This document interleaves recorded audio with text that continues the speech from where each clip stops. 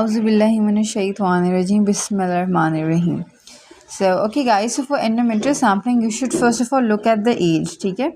अगर क्वेश्चन में the patient is less than 45 years old, तो फिर आपने फर्स्ट लाइन TVS नहीं करना, फिर आपने पूरे सिनेरियो को देखना है. अगर वो 45 से ऊपर है तो फिर आपने मैक्स ज़्यादातर जो है ना, फिर मैं आपको बताती हूँ रिस्पेक्ट, लेकिन अब मैं 45 से कम वाले की बात करती हूँ. शी इज़ लेस दैन 45, फिर आपने देखना है कि अब नॉर्मल यूट्रिन ब्लीड है, HMB है, IMB, PCB जो भी है, ज़रा पोस्ट मेनोपॉजल तो है नहीं, ठीक है. तो लेस देन 45 में आपने हिस्टेरोस्कोपी ही करनी है सबसे पहले. Hysteroscopy is greater than TVS. लेकिन अगर पोस्ट मेनोपॉजल ब्लीड हो रही तो ज़ाहिर उसकी एज ज़्यादा होगी, 50 होगी, 60 होगी, फिर तो फर्स्ट लाइन TVS ही है, बात ख़त्म होगी. लेकिन अगर इनमें से कोई चीज़ है, ये 5 रिस्क फैक्टर्स आपको पता चाहिए. More than 45 with BMI more than 35, PCOS, tamoxifen, या फिर ट्रीटमेंट फेलियर हो चुका है, मेडिकल ट्रीटमेंट या जो भी ट्रीटमेंट ले रही थी, फिर आपने हिस्टेरोस्कोपी एंड बायोप्सी ही करनी है. इट इज़ बेटर, ठीक है. कोई TVS वगैरह नहीं करना है. अगर ये ऑप्शन नहीं है तो फिर आपने डायलिटेशन एंड क्यूरेटाज को पिक करना है, ओके. इसके अलावा अगर वो अगर उसमें अब्डोमिनल मास मेंशन है तो वो अगर लेस देन 12 वीक्स है तो TVS, ग्रेटर देन 12 वीक्स है तो फिर आप जो है वो TES करेंगे. But you have to remember is that in less than 45 any sort of bleeding gonna do hysteroscopy, okay. If more than 45 with these risk factors you're gonna do again hysteroscopy.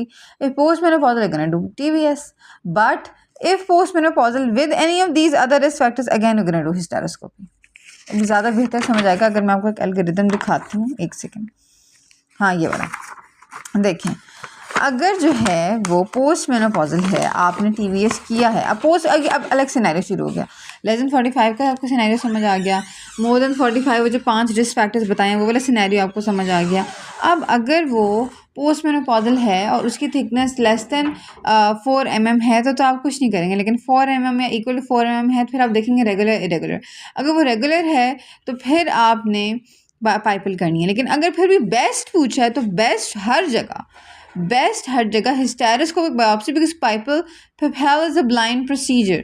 So it can be next, but it cannot be best. It cannot be most appropriate. Okay. So if it's the endometrium is irregular, then you're not going to do PIPL. You're only going to do PIPL in a regular endometrium. फिर आपने hysteroscopic biopsy करनी है. अगर regularity mention ही नहीं है, ठीक है, फिर नेक्स्ट पाइपल और बेस्ट जो है वो हिस्टेरोस्कोपिक बायोप्सी. तो ये एंडोमेट्रियल सैम्पलिंग का जो एल्गोरिथम है, पाइपल 31% हमारे पास इनएडिक्वेट सैंपल आता है, तो उसमें फिर आपने देखना है कि रिस्क फैक्टर्स हैं या नहीं.